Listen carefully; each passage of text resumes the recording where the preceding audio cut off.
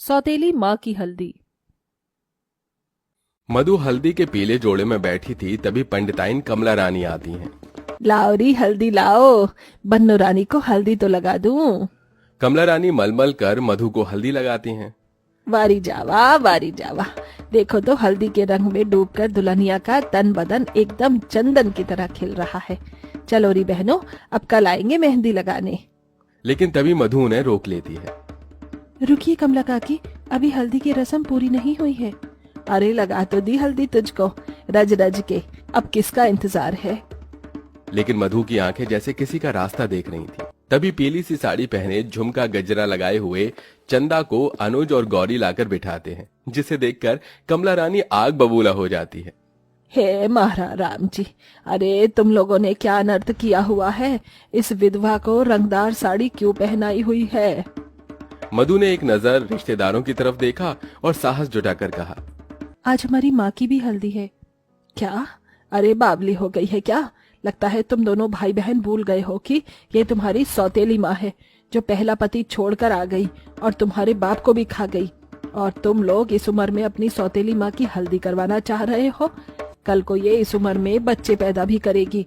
छी छी छी छी, इसकी जगह मैं होती तो शर्म से डूब कर मर जाती।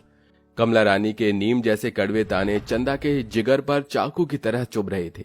गुस्से से उबलती कमला रानी चंदा के मुंह पर कीचड़ मल देती है। ओह, ओह, तेरे चेहरे पर सुहाग की हल्दी नहीं, बल्कि ये कीचड़ ही लगाने लायक काम किया है तूने। इस बुढ़ापे की उम्र में गुल खिलाते शर्म नहीं आई तुझको? मुझको तो पहले से ही मालूम था इसका चक्कर चल रहा है उस मधुकर के संग में। ये सब सुनकर चंदा सुबक सुबक कर रोने लगी। क्या कमला रानी सच बोल रही है? क्यों चंदा की सौतेली औलाद अपनी माँ की हल्दी करवा रहे थे? आइए कहानी के पिछले भाग से देखते हैं, जहां मंडप में 14 साल की चंदा की शादी उसकी मर्जी के खिलाफ 30 साल के बड़े उम्र के प्रीतम से हो रही थी। वो कच्ची उम्र की बालिका वधू बस रोई जा रही थी। बाबा मेरी शादी मत करवाओ ना, मुझको नहीं जाना। मगर दारू के नशे में मदमस्त रविकांत ने उसका महज 10,000 में सौदा कर दिया। वैसे तो शादी की हल्दी लगना हर लड़की का सपना होता है, लेकिन चंदा की जिंदगी में शादी की हल्दी ने उसका सब कुछ बदल दिया। शादी की रात। प्रीतम, तू अठे के करे, थारी लुगाई कमरे में इंतजार कर रही होगी। चल जा, जाना। प्रीतम मूछें ऐंठता हुआ कमरे में दाखिल होता है, जहां डरी सहमी हुई चंदा सुहाग की सेज पर बैठी थी। मेरे पास मत आना, दूर रहो, मैं कहती हूँ दूर रहो। दिखने में गुलाब के जैसी है और चबाने में एकदम तीखी मिर्ची। चल अब ये नाटकबाजी छोड़, मैं तेरा पति हूँ। बेचारी चंदा की सिसकियां ससुराल की चार दीवारी में दब कर रह गईं और इसी तरह समय गुजरता गया। चंदा एक बेटी की मां बन गई। इन सालों में परिस्थितियों उसके लिए बद से बदतर हो गईं। क्या हुआ डॉक्टर साहब, इस बार तो छोरा है? जी नहीं, इस बार भी लड़की है माताजी। ये सुनकर सास शीला तिरमिरासी गई। थारी भली हो, हर बार बेटी पैदा करती है ये नास पीटी। चंदा को घर लाकर प्रीतम उसको बहुत मारता है। अजी मुझको मत मारो, मेरे अंदर लड़का है या लड़की मुझे कैसे पता होगा? ये सब तो भगवान के हाथ में है। ज्यादा चपड़ चपड़ की ना तो गला घोट कर मार दूंगा। शादी की हल्दी तो तुझे लगी थी ना, अब आखिरी विदाई की हल्दी भी लग जाएगी। मार बेटा मार, ऐसी मार मार इसको कि इसका बच्चा पेट में ही मर जाए। दोनों उसे मारकर उसकी बच्ची के साथ उसे घर से निकाल देते हैं। रीति रिवाजों से ब्याही गई चंदा की जिंदगी बदरंग हो चुकी थी। हल्दी का शुभ रंग उसकी जिंदगी से उतर चुका था, लेकिन चंदा की तकदीर में जैसे अभी किसी और का साथ लिखा था। अपने 2 बच्चों की खातिर शंकर उससे मंदिर में शादी करके ले आता है। शंकर का स्वभाव बहुत नरम था। चंदा, ये दोनों बच्चे बिन मां के हैं।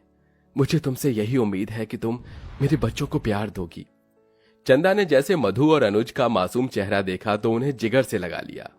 आज से मैं आप दोनों की माँ हूँ, मेरे बच्चों। चंदा की दूसरी शादी तो हुई, लेकिन बेहद सादगी भरी। जबकि शादी की हल्दी लगना जैसे चंदा के दिल में दब कर रह गया। इसी तरह से साल गुजरने लगे, लेकिन लंबी बीमारी के चलते शंकर भी ज्यादा दिन नहीं जिया और चल बसा। दिल पर पत्थर रखकर चंदा ने अपनी कलाई की चूड़ियां तोड़ दी और मांग का सिंदूर पोंछ डाला। एक दिन गौरी ने पूछा, माँ तुम ये सफेद साड़ी क्यों पहनती हो? तुम इसमें बिल्कुल भी अच्छी नहीं लगती हो। तुम ये बिंदी और ये लाल रंग लगाओ, है ना माँ? इसमें तुम बहुत सुंदर लगती हो। ये सुनकर जैसे उस विधवा माँ के जिगर पर छुरियां चल गईं। नहीं बेटी, अब कोई भी रंग मेरे लिए नहीं रह गया है। दरवाजे पर खड़ी चंदा की सौतेली बेटी ये सुनकर बहुत दुखी हुई और उसके मन में अपनी माँ की शादी करने की बात उठी। अनुज भैया, क्यों ना हम दोनों माँ की शादी करा दें? ये तुम कैसी बात कर रही हो मधु? वो हमारी माँ है। जानती हूँ भैया, लेकिन माँ की अभी उम्र क्या है? उनके आगे सारी जिंदगी पड़ी है। आप नहीं समझेंगे, हर लड़की का अरमान होता है शादी की मेहंदी और हल्दी लगाना। माँ ने भले ही हम तीनों के लिए कितना कुछ किया है, लेकिन उन्होंने ना तो खुशी देखी और ना ही जानी। क्या उनके बच्चे होने के नाते हमारा फर्ज नहीं बनता कि हम उन्हें खुशियां दी? मधु की कही बात अनुज के दिल में बैठ गई। थोड़े दिन में मधु का रिश्ता लग गया। शादी के कामों में मधुकर ने किसी पिता की तरह सब कुछ किया। चंदा जी, मधु बिटिया की शादी का मंडप तैयार है, एक बार देख लीजिए, कोई कमी तो नहीं छूटी। जी नहीं, सब कुछ बहुत अच्छा है। बहुत बहुत धन्यवाद। आज वो नहीं है, लेकिन आपने इनके पिता की कमी पूरी कर दी। चंदा जी, क्या मधु मेरी बेटी नहीं है? मुझे तो आपका सोचकर दुख लगता है। एक दिन दोनों बेटियां इस घर से विदा हो जाएंगी और अनुज की अपनी जिंदगी हो जाएगी, तो आप तो अकेली पड़ जाएंगी। आपके सामने पूरी जिंदगी है, किसी का हाथ थाम लीजिए, घर बसा लीजिए। मधुकर ने चंदा से यह बात कह दी जिसे वो खुद से कभी नहीं बोल पाई थी। तकदीर ने 2 बार उसकी जिंदगी से रंग छीन लिए थे, लेकिन तीनों बच्चे मधुकर के पास अपनी सौतेली माँ की शादी का प्रस्ताव लेकर आते हैं। तो फिर आप थाम लीजिए हमारी माँ का हाथ, मधुकर अंकल, हमेशा के लिए। अनुज बेटा, ये तो क्या बोल रहा है?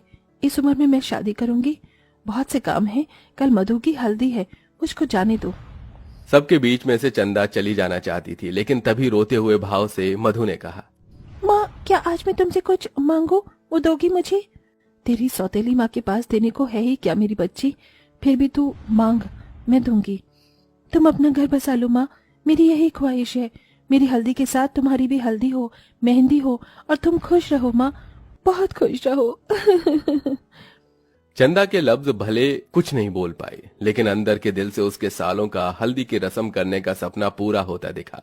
अगले दिन गौरी और मधु अपनी सौतेली माँ को पीला जोड़ा पहनाकर सजाती हैं।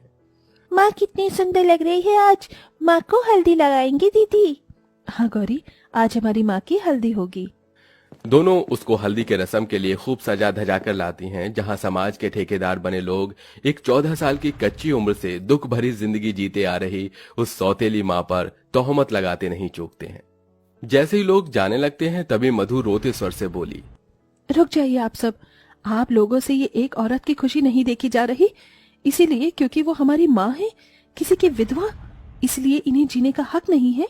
वहीं अगर किसी मर्द की औरत मर जाए तो चाहे उसके सर पर 4 बार भी सेहरा क्यों ना सजे, आप लोगों को कोई आपत्ति नहीं होती। लेकिन अगर औरत को हल्दी लग जाए तो ऐसी बातें। इस सच्चाई ने लोगों को आईना दिखा दिया। तभी कमला रानी प्रायश्चित करते हुए आगे आती है। मुझको माफ कर दे मधु बिटिया, मैंने न जाने क्या क्या बोला। एक बार भी ये नहीं सोचा कि बेचारी कितने दर्द से गुजरी है। तुम जैसी औलाद भगवान सबको दे जो अपनी सौतेली माँ की हल्दी करवा रहे हैं। इसके बाद दोनों बेटियां अपनी सौतेली माँ को दूध से नहलाती हैं और औरतें बारी बारी से आकर चंदा को हल्दी लगाती हैं। वहीं अनुज आंखों में आंसू भरे ढोल बजाता है। सबके चेहरों पर मुस्कुराहट थी और आखिर में बड़े धूमधाम से तीनों अपनी सौतेली माँ का घर बसाते हैं। मगर आज भी कई माता पिता हैं जो पीढ़ी को सोचकर अपनी जिंदगी यूं ही अकेले गुजार देते हैं।